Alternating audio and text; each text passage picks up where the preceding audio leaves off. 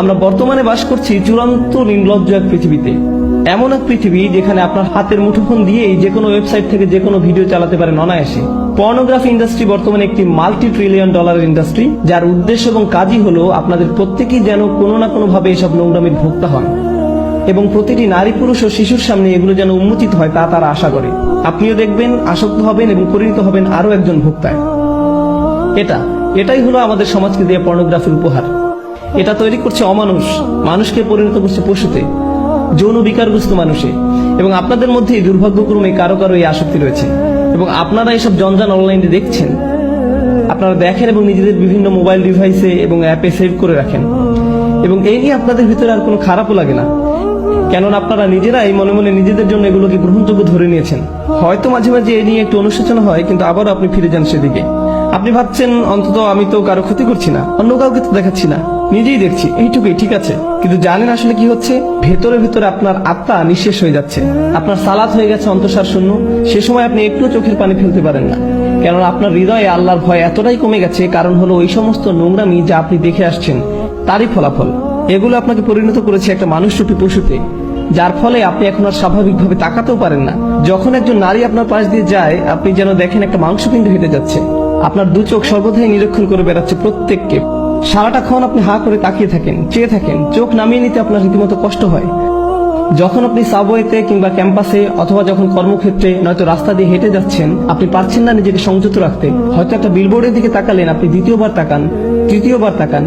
এমন একটা সুযোগ আপনি হাতছাড়া করেন না যা দিয়ে আপনার অন্তরটা কলুষিত হয়। আপনি পরিপূর্ণভাবে একজন আসক্ত ব্যক্তি। তারপর কিনা আপনি আমাকে বলেন, ভাই নামাজে মনোযোগ আনবো কিভাবে? আপনি কোন দুনিয়া বাস করছেন? কোন জগতে আছেন আপনি? ভাইরা আমার, বিশেষ করে ভাইদেরকে বলছি, জানি কিছু বোনেরও এই সমস্যা রয়েছে। এটা অত্যন্ত দুঃখজনক বাস্তবতা। এটা একটা যুদ্ধ এবং এই যুদ্ধ যে কোনো সামরিক যুদ্ধের চেয়েও ভয়ঙ্কর। এটি সেই যুদ্ধ যা কিনা ধ্বংস করে দিচ্ছে আমাদের অন্তরকে। এই জিনিস আমাদের ঘর পর্যন্ত প্রবেশের পথ করে নিচ্ছে, রাস্তা বানিয়ে নিচ্ছে।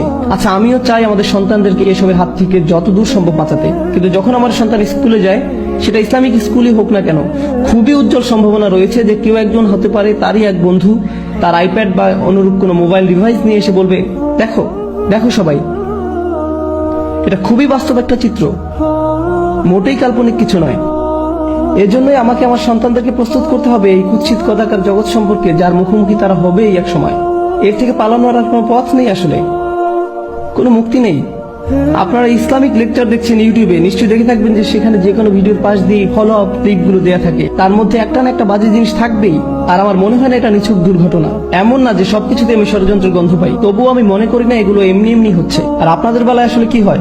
আপনি একটা ভিডিও দেখছেন, পাশে একটা বাজে জিনিস দেখে ক্লিক করলেন, আবার আরেকটাই ক্লিক করলেন, আবার আরেকটাই ক্লিক করলেন, শেষ পর্যন্ত গিয়ে ওইসব জঘন্য কিছু একটা আপনি দেখে ফেললেন। ওয়াল্লাযীনা হুম লিফুরুজিহিম হাফিজুন। বিশেষত যখন এই লজ্জাস্থানের ব্যাপার আসে, তারা তা হেফাজত করে। ভাই, আমার জন্য কি সমাধান? আমাকে বিয়ে করে ফেলা উচিত? দেখলেন না ওই দিন যেমন একজন জিজ্ঞেস করলো, আমি কিভাবে এখনই বিয়ে করতে পারি? না রে ভাই, এই জিনিসের সমাধান বিয়ে নয়। আপনি যদি একজন যৌন বিকারগ্রস্ত হয়ে থাকেন, তবে বিয়ের পরেও আপনি তাই থাকবেন। আপনার এখনই লজ্জা না থাকে তো বিয়ের পরেও আপনার লজ্জা থাকবে না। সত্যি আপনি ভাবছেন বিয়ের মাধ্যমে আপনার সমস্যা শেষ হবে? না, আপনার সমস্যা বিয়ে নয়, আপনার সাহায্য দরকার। আপনাকে এসব বন্ধ করতে হবে। আপনার নিজেকে এভাবে কষ্ট দিয়ে থামাতে হবে, নয়তো আপনার ভেতরে আর কিছুই অবশিষ্ট থাকবে না। কদিন আগে একটা ইমেল পেলাম একজন টিনেজ বালকের থেকে, যে কিনা পর্নোগ্রাফিতে আসক্ত। নামবিহীন ইমেল। সে লিখেছে, আমি নিজেকে মেরে ফেলতে চাই, আমি পারছি না বন্ধ করতে। আমি 11 বছর বয়স থেকে এগুলো দেখছি, আমার বাবা মা কিছু জানেন না, আমি এগুলো পড়ি আর কাঁদি। কারণ এই ছেলে তো একা নয়, এরকম লক্ষ লক্ষ মুসলিম ছেলে মেয়ের আজ এই অবস্থা, লক্ষ লক্ষ। আমাদের ওদেরকে সাহায্য করতে হবে, যা কিছু পারি তাই করতে হবে। এগুলো প্রতিরোধ করার জন্য আমাদের $1 ট্রিলিয়ন বিজ্ঞাপন ব্যবস্থা নেই। আর এটা আমার জন্য বলাটাও বাস্তবসম্মত হবে না যে এইসব ফেসবুক, ইউটিউব, টুইটার, ইন্টারনেট এসব হারাম। এটাই বাস্তবতা। এগুলো এখন অক্সিজেনের মতো একটা স্বাভাবিক ব্যাপার। আমরা শুধু যা করতে পারি তা হলো আমাদের তরুণদের সাথে এই বিষয়ে পরিপক্ক কথাবার্তা বলতে হবে এবং তাদের শেখাতে হবে কিভাবে এইসব জিনিসকে মোকাবেলা করতে হয়, এগুলোর ফাঁদে না পড়ে। এখানে যারা প্রাপ্তবয়স্ক আছেন, ইন্ডিয়ান মুভি দেখা বন্ধ করুন ভাই। আপনি কেন এইসব লেকচারে অংশগ্রহণ করছেন? কথা বলছেন সালাত নিয়ে, সালাতের গুরুত্ব নিয়ে, অথচ নিজেদের সংযম ধরে রাখতে পারছেন না।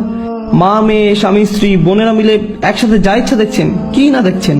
আল্লাহ, থামুন, বন্ধ করুন এসব, থামুন। ওয়াল্লাযীনা হুম লিফুরুজিহিম হাফিজুন।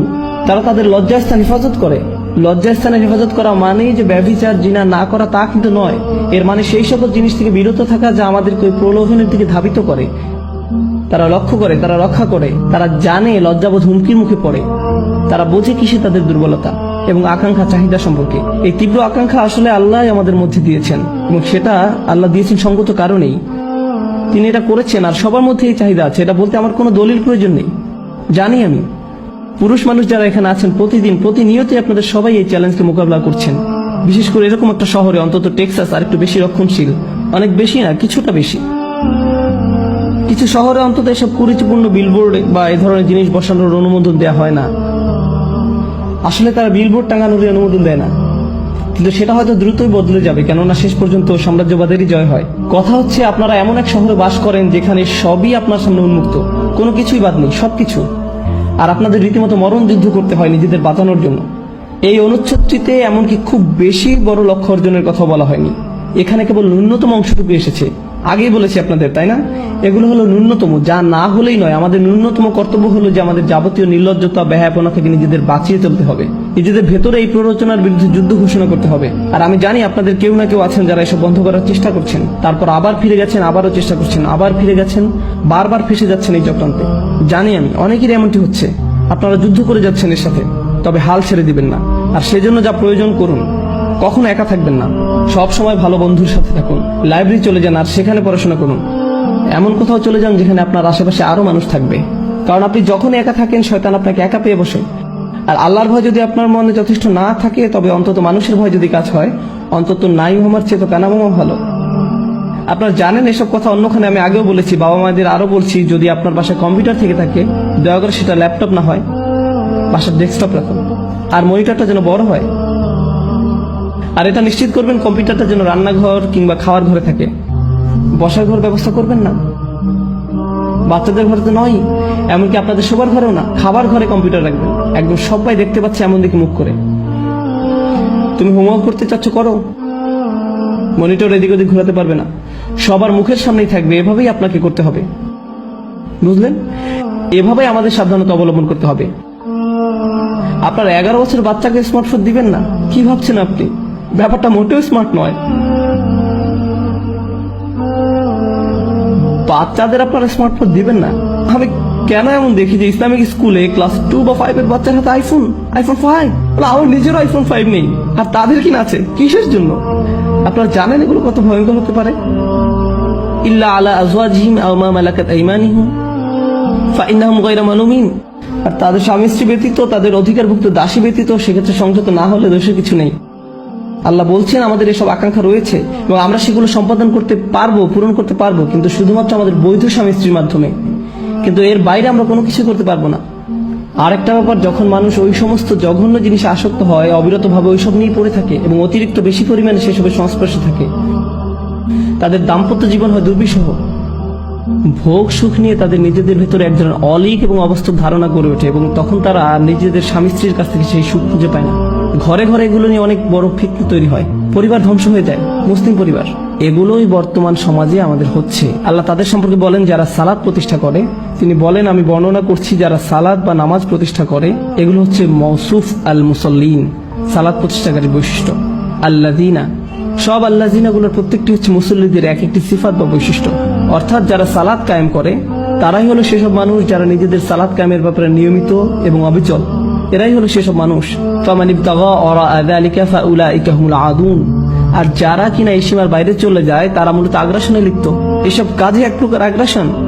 দেখুন, যখন কিনা আদু উল্লেখ করা হচ্ছে অথবা আদিন আসছে আদুন থেকে, আদা থেকে, ঠিক আছে? আল আদুন, আল আদাওয়া আরবিতে মানে হলো শত্রুতা। আল্লাহ বলছেন যারাই কিনা তাদের কামনা বাসনা চরিতার্থ করে হালাল পথের বাইরে, বিবাহের বাইরে, যারাই সেটা করে তারাই এক ধরনের সক্রিয় আগ্রাসনে লিপ্ত। প্রশ্ন হচ্ছে কার বিরুদ্ধে এই আগ্রাসন? কারণ আপনি যখন শত্রুর কথা বলেন তখন মাথায় আসে যে সে শত্রু কার শত্রু। যদি তারা শত্রুতে পরিণত হয় তাহলে কাদের জন্য শত্রু? আল্লাহ সেটা বলেননি, উল্লেখ করেনি কোন মাফউল বিহি কিংবা কোন জার মাজরুর। এর মানে কি হতে পারে জানেন? তারা তাদের নিজেদের শত্রু, তাদের পরিবারের শত্রু, তারা এমনকি আল্লাহর দেয়া শিক্ষার বিরুদ্ধে শত্রুতায় লিপ্ত। বুঝতে পেরেছেন? এরাই হলো এই ধরনের মানুষ। আপনার আর আমার সবচেয়ে যে গুরুত্বপূর্ণ সম্পদ তা হলো আমাদের অন্তর, আমাদের হৃদয়। আর এই নির্লজ্জতা আমাদের অন্তরটাকে ধ্বংস করে দেয়, নিশ্চিহ্ন করে দেয়।